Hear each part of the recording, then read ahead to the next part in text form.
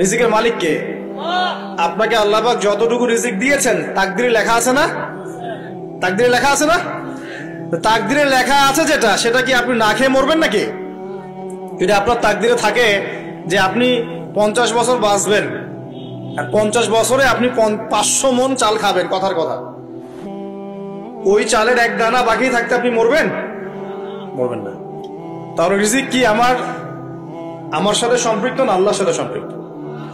এই বিশ্বাসটা করতে হবে। তো দাড়ি রাখলে কি মেয়েরা পছন্দ করবে না নাকি? বলেছে যে বিয়ে করবো না দাড়ি রাখলে, এমন কথা বলেছে? যদি কোনো মেয়ে এরকম কথা বলে, ওই মেয়েকে বিয়ে করার দরকার নেই আপনার। যদি কোনো মেয়ে আপনাকে বলে যে দাড়ি রাখলে ভালো লাগে না, শেভ করতে হবে, না হলে বিয়ে হবে না, বিয়ে করবো না, ওই মেয়েকে বিয়ে না করাই উচিত আপনার। ওর তো মানে আপনাকে বিয়ে করার যোগ্যতাই হয়নি, ওর তো যোগ্যতাই হয়নি আপনাকে বিয়ে করার। সে তো দাড়ি নিয়ে প্রশ্ন তুলছে। যে মেয়ে বলবে যে নবীর সুন্নত আছে এজন্য আপনাকে পছন্দ করি, তখন বুঝবেন যে হ্যাঁ, এই মেয়ের মধ্যে ভালো কিছু আছে। যেই মেয়ে দেখবে যে আপনি নামাজি কিনা, যেই মেয়ে দেখবে আপনি নামাজি কিনা, দাড়ি আছে কিনা, ইমানদার কিনা, দিনের জন্য কিছু করেন কিনা, হালাল খান কিনা, ওই মেয়ে ইনশাল্লাহ আপনার ঘরে শান্তি দিবে। আর যেই মেয়ে আপনাকে দেখবে আপনার কত বড় সম্পত্তি, কতটা বড় জমি, কত বড় চাকরি, সুদ খান কিনা ওর কোনো আসে যায় না, টাকা হইলেই হইল, এগুলোকে ঘরে ঢুকালে অশান্তি। অশান্তি কি চাচ্ছেন, শান্তি না অশান্তি? নবী সাল্লাল্লাহু আলাইহি ওয়াসাল্লাম বলেছেন, দিনদারিতা দেখে মেয়েদেরকে বিয়ে করো। কি দেখে? একই বিষয় ছেলেদের জন্য মেয়েদের জন্য সেম। ছেলে দেখতে হবে দিনদার কিনা, মেয়ে দেখতে হবে দিনদার কিনা, পর্দা করে কিনা, দিনদারিতা আছে কিনা। দুনিয়ার এই ছোটখাটো বিষয় যদি দেখেন, তুচ্ছ বিষয়গুলো, একদিন না একদিন আপনি পস্তাবেন কিন্তু। আর যদি আপনি দিনদারিতা দেখেন, ইনশাল্লাহ আপনি কোনোদিন পস্তাবেন না ইনশাল্লাহ। আল্লাহ পাক তৌফিক দান করে নেবেন। এটা একটা বড় সিদ্ধান্ত জীবনের। এই সিদ্ধান্তে যদি ভুল করে ফেলেন, সারা জীবন পস্তাতে হবে। অতএব এখানে বেশি আবেগে, ফ্যান্টাসিতে ভুগবেন না। ঠান্ডা মাথায় দিনদারিতাকে অগ্রগণ্য করে আপনি ছেলে দেখবেন বা মেয়ে দেখবেন ইনশাল্লাহ। আর গার্ডিয়ান যারা পরিবারের পিতামাতা আছেন, তাদেরকেও বলবো, দুনিয়ার এই বিষয়গুলোকে বেশি প্রাধান্য দিতে যাবেন না। কত বড় চাকরি করে, কত বড় জমির মালিক, কত বেশি টাকা, এগুলো পরের বিষয়। আগের বিষয় হচ্ছে আপনার ওই জামাই দিনদার কিনা, আগের বিষয় হচ্ছে তার মধ্যে ইসলাম আছে কিনা, শুরুর বিষয় হচ্ছে আপনার ওই মেয়ের মধ্যে দিনদারিতা আছে কিনা। এটা নসিহত করে গেলাম। যদি আপনি বুদ্ধিমান হন, তাহলে আমার নসিহত গ্রহণ করবেন, না হলে কিন্তু সারা জীবন পস্তাতে হবে। যারা বেদিন জামাই বিয়ে করেছে আর বেদিন মেয়ে বিয়ে করেছে, তারা বুঝবে যে আমার কথার মর্ম কতটুকু। তারা এখন ইচ্ছা করে লাইনে আনতে পারছে না। পারছেন? ওই যে বলছে বিয়ের পরে ঠিক হয়ে যাবে, এত সহজ? এটা কি সুইচ টিপ দিলে ঠিক হয়ে যাবে? মানুষের মনটা খুব জটিল একটা বিষয়। এত সহজেই মানুষের মন চেঞ্জ হয় না। হয় ইল্লা মাশাআল্লাহ, আল্লাহ চাইলে হয়। কিন্তু যদি মনে করেন যে পর্দা করে না, বিয়ে করি তারপর পর্দা করবে, করাই নিব, বানাই নিব, নিজের মতো গড়ে নিব, এত সহজ নয়। পরে দেখবেন পারে না, আপনাকে পেরেশানিতে ফেলবে। সবার এত টাকা, তোমার টাকা নাই। এই যুগে একটু সুদ খেলে কি হয়, সমিতিতে নাম লেখালে কি হয়, সুদের লোন নিলে কি হয়, সবার একতলা বাড়ি, আমার কেন, সবার 4-5 তলা বাড়ি, আমার কেন একতলা থাকবে, নাও লোন নাও, বাড়ি করি। আপনার স্ত্রী আপনাকে এদিকে ইনফ্লুয়েন্স করবে, করবে না? করবে। এইভাবে তো বহু পরিবারের কর্তা দিন দিন হাডুষ্ট করে মারা যাচ্ছে। টেনশন, পারিবারিক অশান্তি। অতএব দিনদারিতাকে প্রাধান্য দেন ইনশাআল্লাহ। দিনদারিতার সৌন্দর্য কখনো শেষ হয়ে যাবে ইনশাআল্লাহ। আল্লাহ পাক তৌফিক এনায়েত করুন। আমিন। প্রিয় ভাইরা, আলোচনা একটা বড় অংশে এবার আসছি, এদিকে খেয়াল করেন, একটু মনোযোগ দিতে হবে। এখন থেকে আমরা একটু গুরুত্বপূর্ণ জায়গায় যাব। নবী সাল্লাল্লাহু আলাইহি ওয়াসাল্লামের সুন্নতের উপর আমল না করলে আমরা কি জান্নাত পাবো কিনা? আর নবীর সুন্নত কি শুধুমাত্র ইবাদত বন্দেগীর ক্ষেত্রে করলেই হবে, না জীবনের সব ক্ষেত্রে করতে হবে? আমার সাথে কথা বলেন। নবীর সুন্নত কি শুধু ইবাদত বন্দেগীতেই করব, নাকি জীবনের সব ক্ষেত্রে করব? আল্লাহর নবী সাল্লাল্লাহু আলাইহি ওয়াসাল্লাম মাত্র 23 বছরে আইয়ামে জাহিলিয়াতকে সরিয়ে দিয়েছেন কি দেন নাই? আইয়ামে জাহিলিয়াতের শিরক, ওখানকার আপনার সুদ, ওখানকার আপনার জেনা, ওখানকার মাদক, ওখানকার গোত্রীয় হানাহানি 23 বছরের মধ্যে পরিবর্তন হয়েছে কিনা? যখন মক্কা বিজয় হয়েছে, তখন কি ওই মক্কার মধ্যে কোনো শিরক ছিল, কোনো মূর্তি পূজা ছিল, কোনো সুদ ছিল, কোনো মেয়ের সাথে খারাপ আচরণ করা হয়েছে, কোনো ধর্ষণ হয়েছে, কোনো ব্যভিচার, গোত্রীয় হানাহানি, না সবাই ভাই ভাই হয়ে গেছে? 23 বছরের মধ্যে আল্লাহর নবী কি এমন করলেন যাতে একটা অন্ধকারাচ্ছন্ন সমাজ আলোকিত হলো? কি এমন করলেন, কে বলতে পারবেন? 23 বছরের মধ্যে আল্লাহর নবী কি এমন করলেন? তিনি কি কোনো জাদু করেছেন? তিনি কি মানুষকে বশ করেছেন? তিনি কি আল্লাহর ফেরেশতাদেরকে দিয়ে জোর করে মানুষকে দিনের দিকে নিয়ে আসছেন? তিনি কি মানুষের গলায় ছুরি ধরে ইসলাম কবুল করিয়েছেন?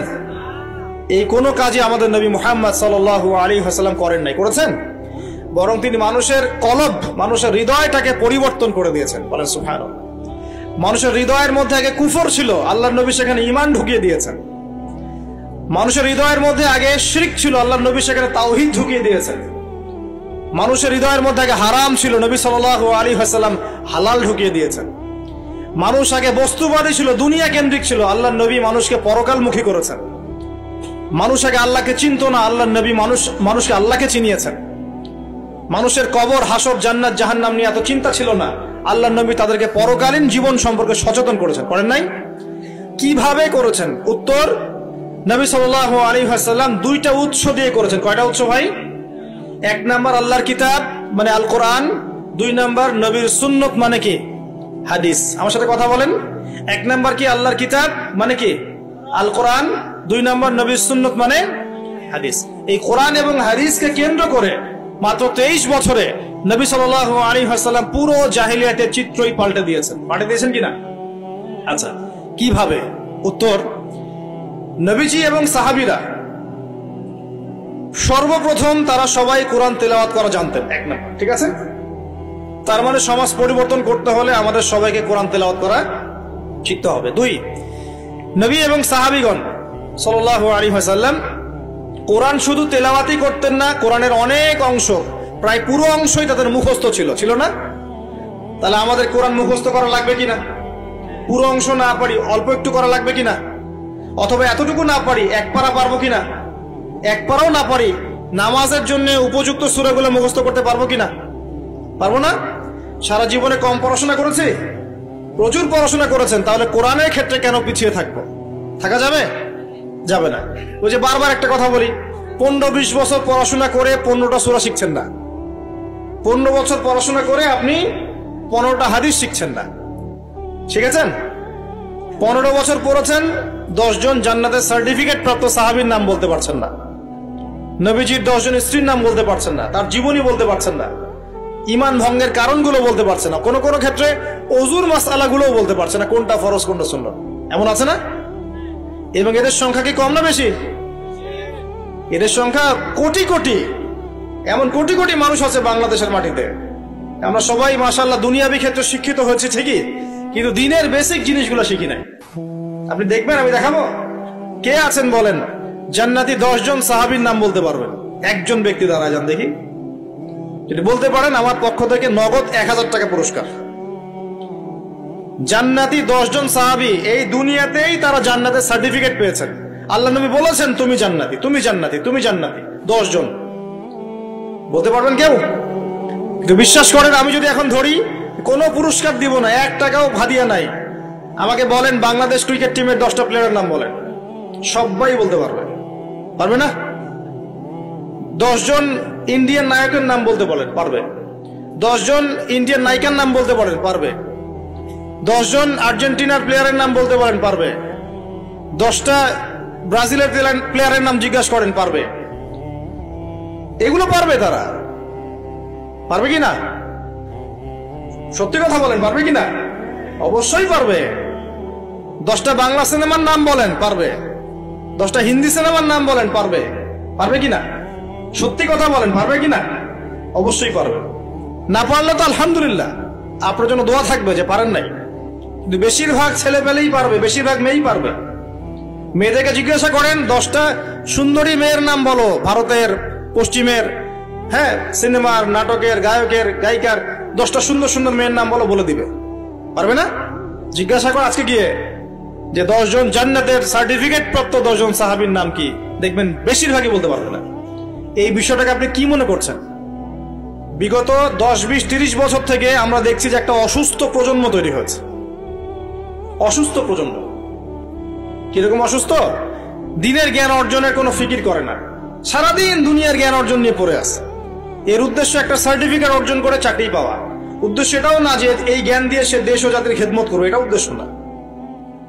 অসুস্থ প্রজন্ম জিজ্ঞাসা করবেন, ইসলামের বেসিক জিনিসগুলো জানে না, বাইরের বড় বড় জ্ঞান তার জানা আছে, পুরো পর্যায় সারণী মুখস্থ কেমিস্ট্রি, 10 জন সাহাবীর নাম বলতে পারবে না, 10 জন নবীর নামও বলতে পারছে না। 10টা সূরা ধরলে প্যান্ট খারাপ হয়ে যাবে।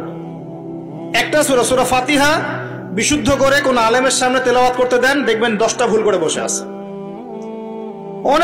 অনেকে তো আলহামদুলিল্লাহ উচ্চারণ করতে পারে না। কেমন আছেন? আলহামদুলিল্লাহ ভালো আছে, আলহামদুলিল্লাহ ভালো আছে, আলহামদুলিল্লাহ। আলহামদুলিল্লাহ মানে কি? আলহামদুলিল্লাহ মানে সমস্ত প্রশংসা কার জন্য? আল্লাহর জন্য। আর আলহামদুলিল্লাহ মানে সমস্ত ধ্বংস আল্লাহর জন্য। নাউযুবিল্লাহ। অর্থ কি হয়েছে দেখছেন? আলহামদু, আলহামদু মানে ছোট হায়া হাওয়াজ দিয়ে পড়লে অর্থ পরিবর্তন হয়ে যায়, উল্টা অর্থ হয়। আর আলহামদু বললে অর্থ পারফেক্ট হয়। কুল হুয়াল্লাহু আহাদ, কুল বললে একটা অর্থ হয়, আর কুল হুয়াল্লাহু আহাদ বললে আরেক অর্থ হয়। তারপরে কুল ইয়া আইয়ুহাল কাফিরুন লা আ'বুদু মা তা'বুদুন একটা অর্থ হয়। আর যখন বলে কুল ইয়া আইয়ুহাল কাফিরুন লা আ'বুদু মা তা'বুদুন আরেকটা অর্থ হয়। এগুলো আলেমরা বুঝবেন। তো কুরআনই তো পড়তে জানছে না। 15 বছর 20 বছর পড়াশোনা করে আমরা কি প্রজন্ম তৈরি করছে বলেন তো? আগামী 2-3 দিন পর তারা রাস্তাঘাটে কনসার্ট করবে, নাচবে, পিকনিক করবে, হইহুল্লা করবে এবং পশ্চিমাদের সাথে তালে তাল মিলিয়ে বলবে যে 31st night happy new year. তারা বলবে আগামী 2-3 দিন পরেই করবে। কিন্তু আজকে আরবি মাসের কয় তারিখ বলতে পারবে না। আরবি বর্ষপুঞ্জি আছে না, ক্যালেন্ডার, আরবি নববর্ষ কবে, প্রথম মাসটার নাম কি সেটা বলতে পারবে না। রমজান মাস তার আগে কোন মাস, পরে কোন মাস বলতে পারবে না। কিন্তু 31st নাইট তারা চিনে। তারা লাইলাতুল কদর চিনে না, তারা লাইলাতুল কদর চিনে না, 31st নাইট চিনে। আপনি কোন প্রজন্ম তৈরি করছেন দেখেন। এখানে প্রসঙ্গ যেহেতু এসেই গেল বলে দেই এই কথাটা, পরে ভুলে যাব, যে খ্রিস্টপূর্ব প্রায় 46 সালের দিকে এক ব্যক্তি ছিল, তার নাম ছিল জুলিয়াস সিজার। কি নাম? Julius Caesar. এগুলো আমি আসলে অনেকদিন আগে পড়েছি, আমার মাথায় এত লাইভলি নাই, আর এগুলোর চর্চা করা আমি বন্ধ করে দিয়েছি। আমাদের ফিলোসফি কিছু বই ছিল, এগুলোতে হিস্ট্রিগুলো ঘাটা ছিল সবগুলো, আর হিস্ট্রির একজন গভীর ছাত্র। তো এই জুলিয়াস সিজার নামে এক ব্যক্তি ছিল, যে আসলে সিজার নামক এক দেবতার উপাসনা করত। কথা বুঝতে পারছেন? ওদের অনেক দেবতা ছিল, এরকম একটা দেবতার নাম ছিল সিজার। ওর নামে সে নামকরণ রেখেছে জুলিয়াস সিজার। এই নক্ষত্র পূজারী ছিল, তারার পূজা করত। কথা বুঝতে পারছেন? তো তারার পূজা যে করে সে কি তাওহীদপন্থী না মুশরিক? বলেন, সে কি ইমানদার না কাফের, কোনটা? এখন সে একটা ক্যালেন্ডার ফর্ম করেছিল, এর নাম হলো এই গ্রেগরিয়ান ক্যালেন্ডার বলে। তো এখানে প্রথম বর্ষ যেটা, এই প্রথম বর্ষতে উৎসব পালন করা শুরু করেছে এই জুলিয়াস সিজার নামক এই ব্যক্তি প্রথম।